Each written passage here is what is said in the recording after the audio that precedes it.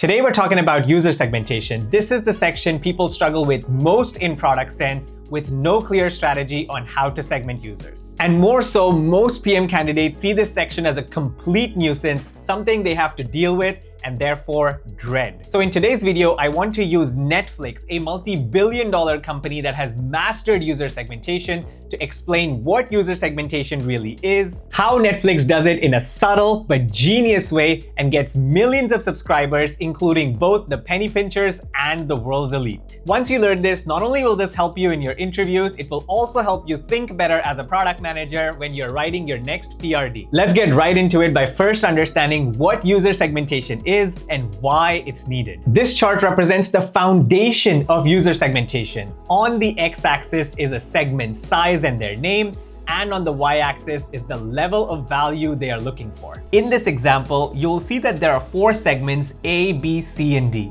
A is one of the smallest segments, and the amount of value that they are looking for is much lower. B seems to be the largest segment and is looking for a little bit more value. Segment C is smaller than B, but the value that they are looking for is higher. And finally, D, a fairly good sized segment, is looking for the highest possible value. Now, if we were to price our product at this blue line, which is a one-size-fits-all pricing, we'll have a lot of problems. The first is that this price will be way too high for people in category A and maybe in category B, and therefore they will just say, this is too expensive for me and I can't buy it at all.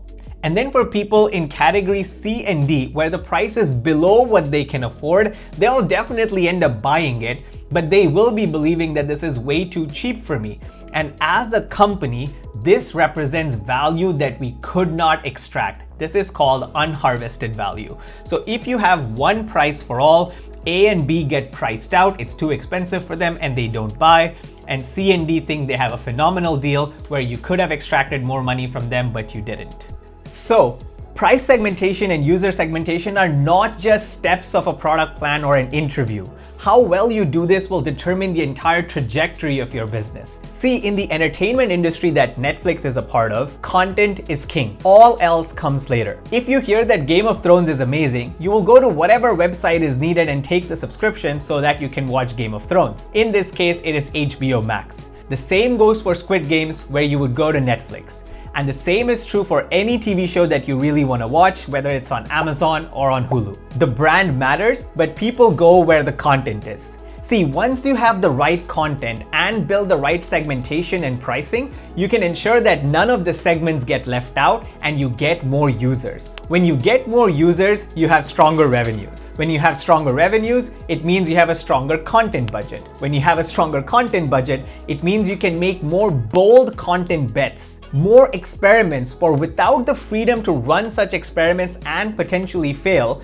something like Squid Games is not an easy possibility. And because you can run more experiments and have the appetite for failure, you eventually create more hit content. And as content is king, more hit content means more people subscribe to your product over time. This starts to compound over itself. Later, you can start to increase the price as well. And on top of this, don't forget the importance of all the data that Netflix captures. What people in different geographies are watching, what people of different socioeconomic statuses are watching. These deeply guide the investments they make into new content. This is why the ability to segment and price correctly is right at the core of Netflix success. Now let's take a look at Netflix's plans and segmentation and the genius way in which they differentiate people between them with 100% certainty and end up making billions as a result. So let's take a look at Netflix's pricing page to understand their 3 segments. They have standard with ads, standard, and premium. Standard with ads comes in at $7.99 a month, standard at $17.99, and premium at $24.99. So I'm not the biggest of fans of how Netflix represents the pricing page. It's a little bit harder to compare between them, which is why I've created this representation for us to be able to compare it in a more easy way. Netflix simply has 3 plans, standard with ads, standard, and premium at the prices mentioned. Now, the way we'll look at this is we'll quickly talk about what value each tier is getting, what the restrictions are on each tier, and what we think the potential target segment and their characteristics might be. So on the standard with ads segment, they get access to all mobile games, most movies and TV shows, which means some movies and TV shows, most likely Netflix originals, are probably not going to be available. Then you get access to 2 concurrent devices and 1080p streaming. You will have to go through ads, and some TV shows and movies may not be available, no 4K and no spatial audio. This is most likely the right set of features for someone who has a low budget, high price sensitivity with a low willingness to pay, and they're most likely not owning top class devices. Then you have the standard, which is most of us. You have access to pretty much everything, 2 devices, 1080p, and we can add 1 non-family member to our account. We don't get access to 4K, and we don't get access to spatial audio. This is most likely the right set of features for the general public. We have a medium willingness to pay, but this category is still prone to password sharing, which is a problem that they cracked down in about 2022 or 2023. Which is why they help you add 1 non-family member so that you are doing it in a way that's above the table that they can track as well. And finally, you have the premium tier where they have a full selection, more devices that they could run on, 4K Ultra HD, spatial audio, and they can share it with 2 non-family members. So this is for people who have a low price sensitivity, very high willingness to pay. They just want the best features. Now let's come back to Netflix's page because we're done with comparisons, but here I want to share with you what is an absolute genius way of detecting high willingness to pay users versus low willingness to pay users. Once you see this, you can't unsee this. Now you might think, okay, that's just a good versus better versus best pricing, but you'd be wrong. Netflix has engineered these tiers to do something much more sophisticated. They've created a segmentation engine, a system that automatically sorts millions of people into exactly the right bucket, maximizing revenue for Netflix while making sure no one is left out and also ensuring that everyone feels like they got a fair deal. Netflix uses what is called a value-based tiers approach to pricing. Different users are at different tiers, paying different amounts and getting different values. This is extremely important because this allows Netflix to balance between revenue growth and subscriber growth. Put simply, there's something for everyone. And here's my favorite part about their subscription. This is the subtle genius of how they detect who has a high willingness to pay and who has a low willingness to pay. So we're back on Netflix's website and look carefully at what they are doing for their premium subscribers. They're checking that they have 4K and access to Netflix spatial audio. Now, this is subtle, but it's genius. What happens is once you install Netflix, the app on your TV, that app gets to understand, is it operating on a 1080p TV or on a 4K TV? And based on that, it is going to make content recommendations in 4K. So it might recommend something like Planet Earth in 4K to you. And because you're getting all of these 4K recommendations, it will tailor you towards buying the most premium subscription.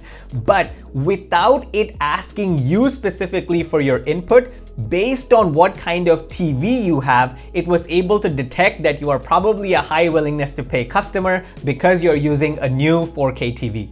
So that is how Netflix very subtly detects what is the right plan for you. Now you might think, okay, because this is the way Netflix is doing it and I already showed it to you and you think this is the correct answer, that this is the only way to segment people. You'd be wrong. What if Netflix said something like this? The more you use Netflix, the more we will charge you. Meaning the more content you are watching, the more money you pay. That is also a meaningful segmentation between Netflix users, and that segmentation will be useful for certain purposes, but not for this purpose. For example, back in the day when I was growing up in India, internet companies would usually do this, or phone data companies would usually do this, and many of them still do this, that up until 10 gigs is this much, up until 30 gigs it's this much. You're basically charged based on usage. Netflix has that option, but it is not doing that. Nobody does that. Hulu doesn't do that. Amazon doesn't do that. HBO Max doesn't do that because it's not in their best interest to do that.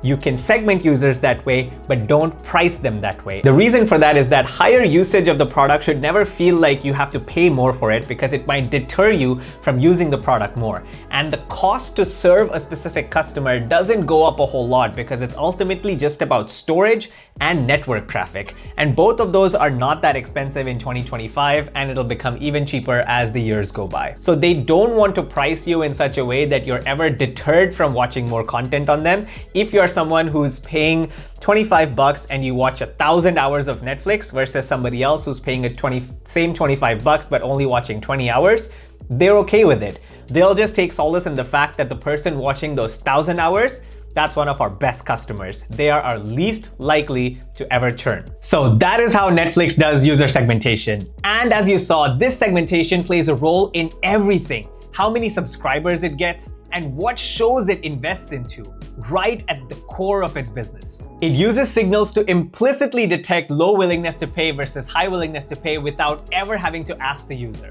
And just remember, this is just one of the methods of segmentation, and it does this specifically for its pricing. There are many other forms of segmentation Netflix does for its recommendations or what shows it wants to invest into. Those forms of segmentation are based on watching behavior. One form of segmentation might be something like one-show ponies, people who come just for one show and go away once the show is done. Or Netflix eaters, people who always use Netflix while eating a meal and then bye-bye. Or people who watch Netflix for a bit longer to decompress after a hard day. We'll call this segment the ever so popular phrase Netflix and chillers. And finally, we can have the Netflix bingers, those people who literally live on Netflix watching many hours a day, probably Netflix favorite customers. Remember, this is just one form of behavioral segmentation. Many other types of segmentation can also exist. You could also segment by the type of content that people are interested in. So some might be sports seekers, some might be chick flick seekers, and some might be like sitcom seekers and so on.